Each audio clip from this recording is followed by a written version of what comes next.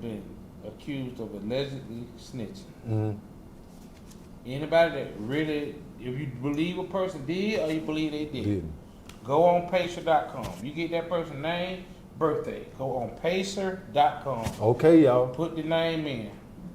If you see a Rule 35 or 5K1, those are substantial assistance.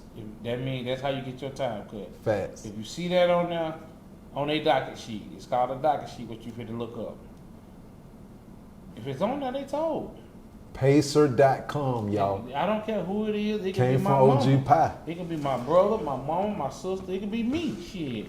You know what I'm saying? Like, if you go on that motherfucker and you see a Rule 35, shit, somebody, and you said something, and you didn't just say it. Rule 35 mean you did this. You went in that courtroom. You went in that courtroom on Rule 35. 5K1 mean niggas get away with 5K1s because I can go sit in there and debrief. You can sit in there and debrief on a nigga. Just telling information. Oh yeah, man, you know, boss be, man, I saw boss 5 bricks, man, and boss he did this and boss did that. Right. They never pick boss up. Right. So don't nobody know I told because boss never got picked up. But I gave that substantial assistance that may be used at a later date. Got you. So, you know, how you know, that Fed game is a different game, man. I tell anybody, if you don't know how to play the Fed game, you still get your ass out the way. Right. Because, you know, they told me one thing. When I went to the Fed, I remember a nigga told me 2 type of people. Those that told and those that wish they would.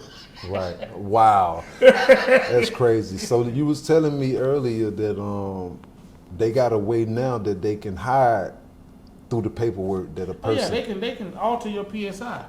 See, that's the first thing a nigga grab is PSI.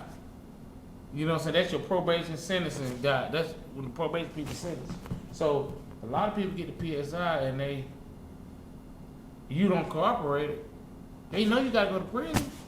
So they alter that motherfucker a little bit. You know what I'm saying? So you slide on in there, but Wow. niggas getting smart now. Niggas want them docket sheets. Niggas know this going on. Or better yet, you gotta have your paperwork. He coming out with that faulty ass PSI. You come back home, nigga. Nah. This ain't it. This it. This right here. Nigga, you told on me, boy. So that's a lot of that's one thing about the Fed system. I don't care who you is, how big you is. Everybody moving around. It's a lot of moving pieces.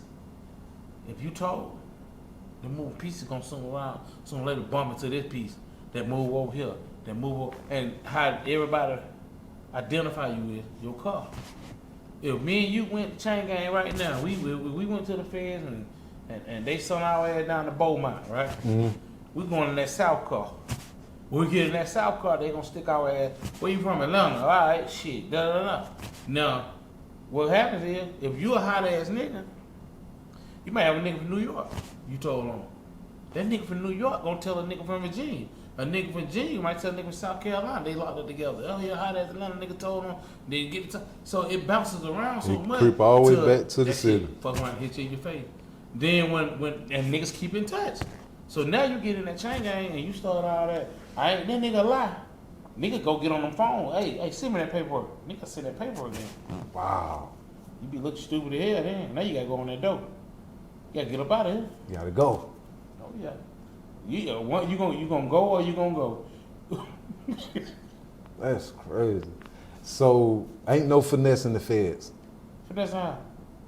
I mean, I got people out here on the street right now saying they got somebody to take the charge for them, and you know they back on the street. The person who took the charge took for them back on the street. I mean, when you say finesse the feds, Yeah. I ain't never seen nobody finesse the feds. And I mean, I've been knowing, shit, motherfuckers like niggas I hung around.